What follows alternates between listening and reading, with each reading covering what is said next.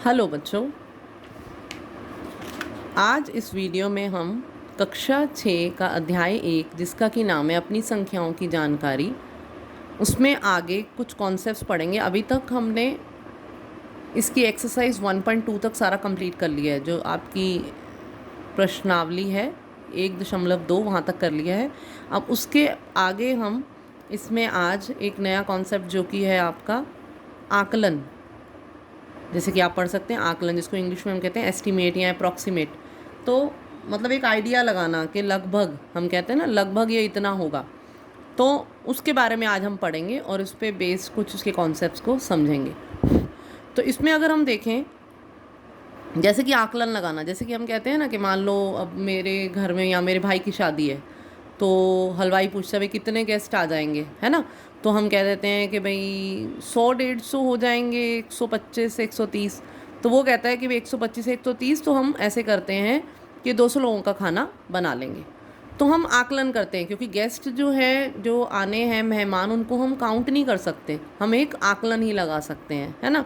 अब जैसे मान लो कहीं स्टेडियम में कोई मैच हो रहा है, तो वो कह रहे हैं कि इतने दर्शक आए, तो हम वो जो दर्शक हैं हम काउंट थोड़ी करते हैं। जो न्यूज़ में बताते हैं कि भाई 1000 दर्शकों से पूरा स्टेडियम भरा हुआ था, तो उन्होंने वहाँ जाके काउंट कोई किए, ठीक है ना, एक रफ आइडिया दिया। तो वो जो आकलन है वो कैसे किया जाता है और कैसे करना चाहिए, वो हम इस वीडियो में सीखेंगे।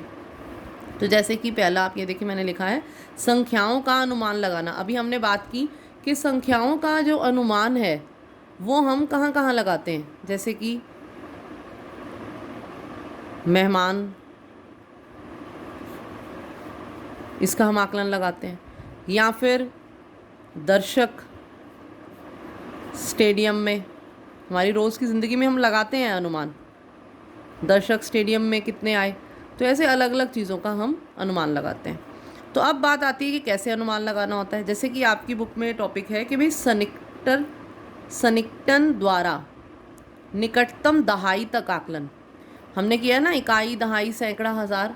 तो इसमें ये कह रहे हैं कि भाई दहाई तक किसी संख्या को हम कैसे उसका आकलन कर सकते हैं, तो उसको हम सीखेंगे। जैसे कि आपने ये देखा हुआ है संख्या रेखा, आपको सब पता है।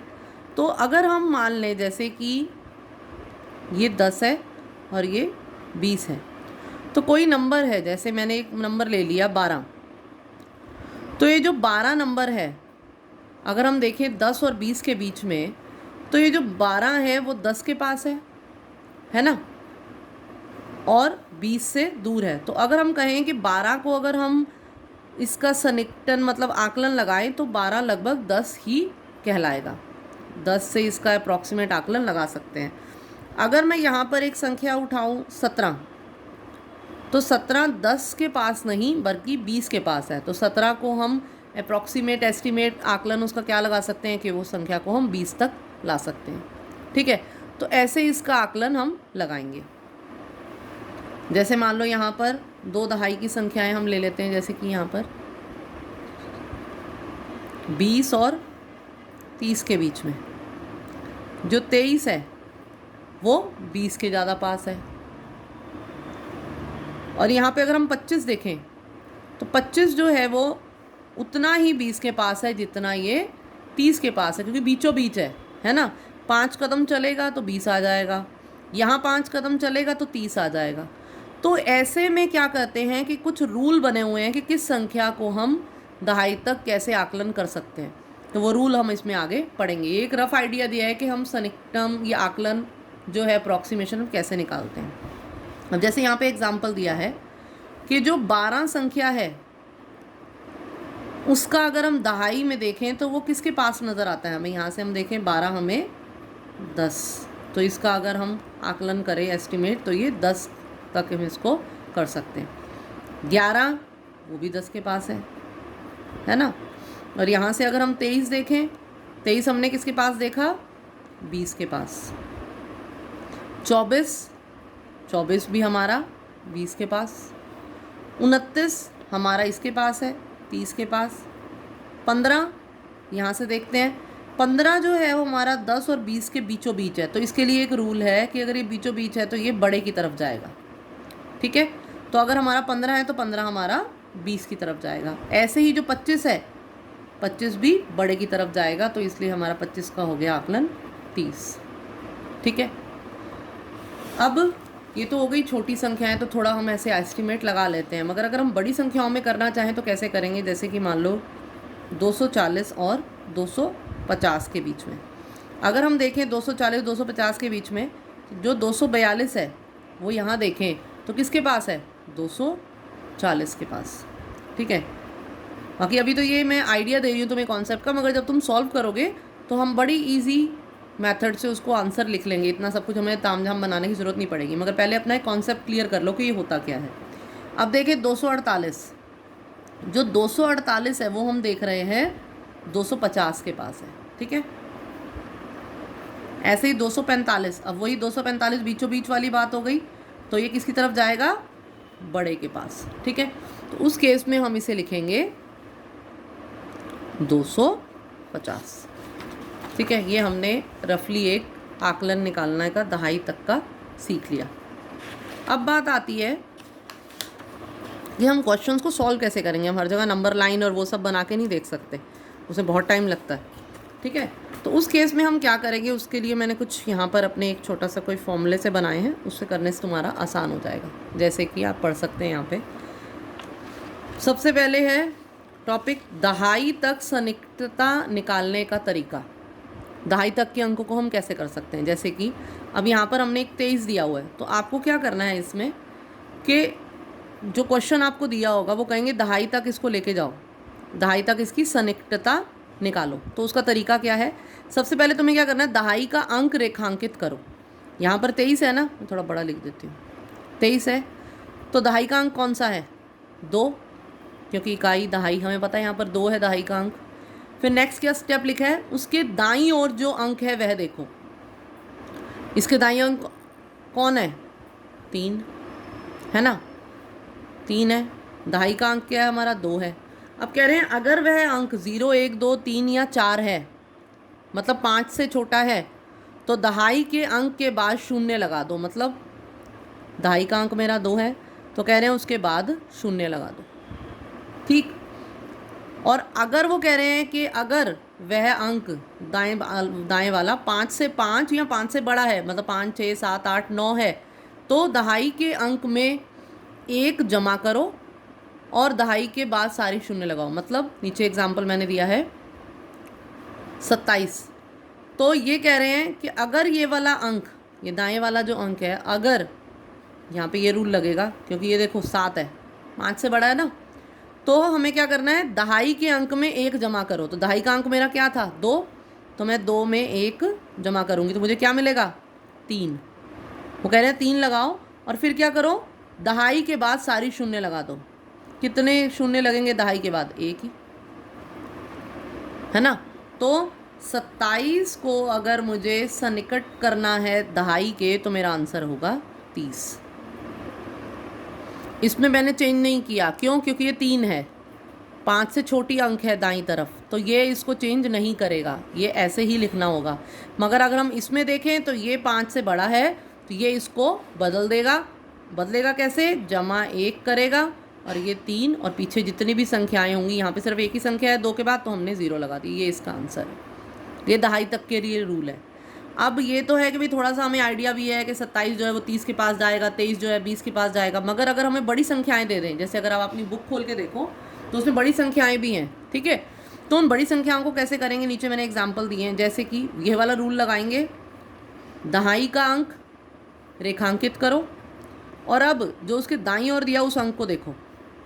अगर तो ये 5 से छोटा है, यहाँ पे 2 जो है 5 से छोटा है, तो फिर क्या करो, दहाई के अंक के बाद 0 लगा दो। लगा दिया, ये दहाई तक हो गया। अगला,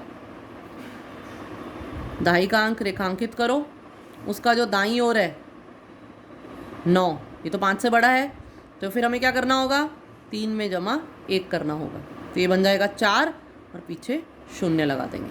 बहुत इजी है, प्रैक्टिस करोगे तो और आसान हो जाएगा। अब यहाँ पे दिया 215, यहाँ 3 रकम आ गई, 3 अंक आ गए, तो कोई दिक्कत नहीं, हमें तो अपने दहाई से लेना देना है। इकाई दहाई, दहाई पे कौन है, अंडरलाइन कर दो, रेखांकित करो, 1 है। उसके बाद वो कह रहे हैं कि उसके दाईं ओर देखो, दाईं ओर तो 5 है, 5 होने से क्या हुआ, ये इसको 1 बढ़ा देगा। ठीक है, आगे वाले को हम नहीं चेंज कर सकते, वो ऐसे ही लिखेंगे, 1 और 1 2, पीछे सारा 0। देख रहे हैं। नेक्स्ट, दहाई का अंक रेखांकित करो। इधर देखो, ये तो 5 से बड़ा है, ये इसमें 1 जमा 1 करा देगा, तो 9 और 1 क्या होता है 10, और पीछे 0। यहाँ पर दहाई का अंक 5, ये अंक 3 है जो कि 5 से छोटा है, आगे वाले तो ऐसे ही चलेंगे, तो ये 5 का 5 ही रहेगा और इसका 0 बन जाएगा। ठीक है, यहाँ पर दहाई का अंक 3, मगर ये वाला अंक दाईं ओर वाला बड़ा है 5 से, तो ये इसमें 1 जमा करवा देगा, तो हमारा आंसर 2 9 4 0। समझ आया यहाँ तक? ये था दहाई अंक तक की सन्निकटता। अब आपने अगर बुक में देखा होगा तो आपकी दहाई, सैकड़ा और हज़ार तक का है कोर्स में। ठीक है, तो अब देखते हैं सेम वे से ही, सेम तरीके से हम सैकड़े का भी करेंगे। उसको कैसे करेंगे, बस अंतर क्या है रूल में, जहाँ दहाई यूज़ हो रहा था वहाँ पे सैकड़ा यूज़ होगा। ठीक है, कैसे, हमें नंबर दिया है 841, तो अब हम क्या करेंगे, यहाँ पे बोला था ना दहाई का अंक रेखांकित करो, यहाँ पर हम क्या करेंगे, सैकड़े का अंक रेखांकित करो। सैकड़े का कर लिया। अब उसके दाईं ओर जो अंक है, यहाँ पर 4 है। ठीक है, ये 4 है अंक यहाँ पर, तो ये जो 4 अंक है ये तो 5 से छोटा है, तो ये इसको कुछ नहीं कहेगा, तो ये ऐसे ही आ जाएगा और इसके आगे के सारे 0 हो जाएंगे।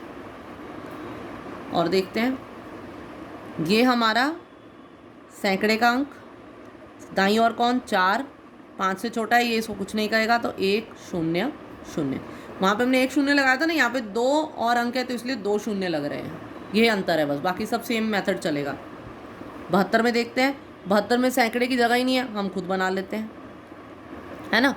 तो सैकड़े के अंक को रेखांकित किया, दाईं ओर देखा 7 है, ये जो 7 है ये इसमें 1 जमा करा देगा, है ना। तो 0 और 1, 0 और 1 क्या होता है 1, और आगे सारे 0।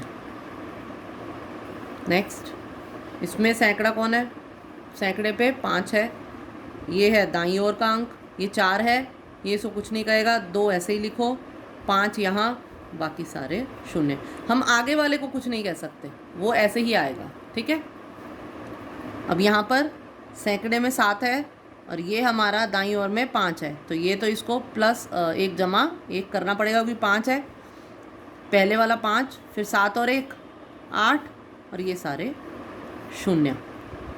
ठीक है, ऐसे अब 32 में देखें, 32 में भी फिर हमें सैकड़े का स्थान नहीं दिया तो हम खुद बना लेते हैं 0, और इसमें ये कुछ नहीं है 0। अब इस अंक को देखें दाईं ओर वाले को, ये तो 3 है, ये इसको चेंज नहीं कर सकता, तो ये 0 0 0, मतलब आंसर 0 है इसका। ऐसे क्वेश्चन आते हैं, इसमें थोड़े बच्चे कंफ्यूज हो जाते हैं, ये 0 है तो ये तो 0 आएगा ही, और हमने ये भी रूल बनाया कि 0 के बाद सारे 0 लग जाएंगे, वो तो 0 लग गए, तो 3 0 हो चाहे 1000 0, वो 0 ही होता है, तो इसका आंसर 0 है। ठीक है, अब आई 168 पे। 168 में 1 पे सैकड़ा है, दाईं ओर 6, ये इसको 1 जमा करेगा, ये बन जाएगा 200। ऐसे ही इसमें इकाई, दहाई, सैकड़ा, सैकड़ा पे 7 है, ये अंक है, ये इसको कुछ नहीं कहेगा, पहले वाले ऐसे ही आ जाएंगे, इसको कुछ कहना नहीं, बाकी सारे 0।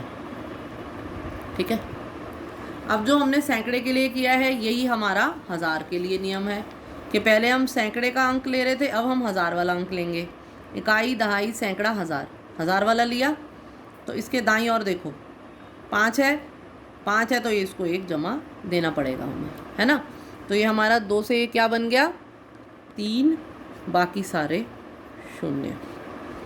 देख रहे हो, यहाँ पे हम 2 0 लगा रहे थे, यहाँ पर हम 3 कर देंगे, ये डिफरेंस है, बस ये अंतर है। ठीक है, नेक्स्ट बढ़ते हैं, इकाई, दहाई, सैकड़ा, हज़ार, हज़ार ये है, अब इसके दाईं ओर देखो 4 है, ये इसको कुछ नहीं कहेगा, 6 ऐसे ही, बाकी सारे 0। अब इसमें देखते हैं, हज़ार का अंक ही नहीं है तो हम खुद लगा देते हैं, रेखांकित किया, ठीक है। उसके दाईं ओर कौन है? 5। 5 इसको 1 जमा कर देगा, तो 1 और 0 को जमा करेंगे तो 1 ही आएगा, बाकी सारे 0। यहाँ पर इकाई, दहाई, सैकड़ा, हज़ार। हज़ार ये है और इसके दाईं ओर कौन है? 5, तो ये इसको बदल देगा, जमा 1 कर देगा, तो आंसर है 5 4 0 0 0। यहाँ पर देखें इकाई, दहाई, सैकड़ा, हज़ार। हज़ार में 5 है, ये हमारा दाईं ओर का अंक है, ये इसको कुछ नहीं कहेगा, तो ये 6 तो ऐसे ही आ गया, 5 भी आ गया, बाकी सारे 0। हम यहाँ पर हज़ार का स्थान नहीं है, हम बना लेते हैं। और ये अंक जो है ये इसको कुछ नहीं कहेगा, तो ये ऐसे ही 0, बाकी सारे 0, तो आंसर क्या हुआ? 0। ठीक है, तो इस वीडियो में इतना ही। अभी ये संख्याओं का आकलन जो है, दहाई, सैकड़ा, हज़ार, और भी आपकी बुक में एग्जाम्पल दिए हुए, उदाहरण दिए हुए हैं, तो उन क्वेश्चंस को और प्रैक्टिस करना, तो उससे और अच्छे से समझ आ जाएगा। तो ये बिल्कुल सिंपल है, अगर आप प्रैक्टिस करें तो एक ही रूल से तीनों टॉपिक सॉल्व हो सकते हैं। आगे नेक्स्ट वीडियो में हम और कॉन्सेप्ट्स के साथ मिलेंगे। थैंक यू बेटा।